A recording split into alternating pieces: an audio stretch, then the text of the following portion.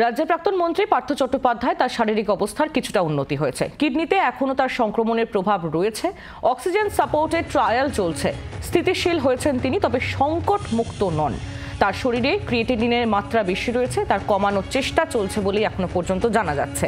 পার্থ চট্টোপাধ্যায় রাজ্যের প্রাক্তন মন্ত্রী, তিনি অসুস্থ হয়ে হাসপাতালে চিকিৎসাধীন রয়েছেন। কিডনিতে তার এখনো সংক্রমণের প্রভাব রয়েছে বলে জানা যাচ্ছে। আর কি আপডেট পাওয়া যাচ্ছে কথা বলবো। অয়ন শর্মা আমাদের প্রতিনিধি রয়েছেন আমাদের সঙ্গে টেলিফোন লাইনে। অয়ন, কেমন আছেন পার্থ চট্টোপাধ্যায়? কি জানতে পারছো হাসপাতাল সূত্রে? দেখো আইনি, তোমাকে বলে রাখি, ইতিমধ্যেই মুকুন্দপুরের ওই বেসরকারি হাসপাতালের তরফ থেকে যেমনটা জানা গিয়েছে, যে অক্সিজেন সাপোর্টে তিনি ছিলেন পার্থ চট্টোপাধ্যায়, রাজ্যের প্রাক্তন শিক্ষামন্ত্রী, সেখানে তিনি ট্রায়ালে রয়েছেন বর্তমানে। অর্থাৎ কিছুক্ষণ তাকে অক্সিজেন সাপোর্টে রাখা হচ্ছে, আবার তাকে অক্সিজেন সাপোর্ট থেকে বার করা হচ্ছে। যদি দেখা যায় যে অক্সিজেন সাপোর্টে থাকাকালীন বের করার পর কোনো ধরনের অসুবিধা হচ্ছে, তাহলে ফের তাকে অক্সিজেন সাপোর্টে দেওয়া হচ্ছে।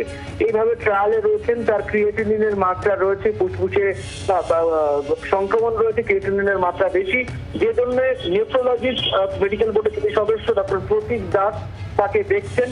গতকালই তাকে মেডিকেল বোর্ডের যিনি প্রধান রয়েছেন ডক্টর সৌরেন পাজা তাকে দেখতে যান, এবং সেখানে দাঁড়িয়ে এখনো পর্যন্ত যেমনটা জানা যাচ্ছে যে তার শারীরিক অবস্থা স্থিতিশীল, তবে পুরোপুরি সংকট মুক্ত নন রাজ্যের প্রাক্তন শিক্ষামন্ত্রী পার্থ চট্টোপাধ্যায়।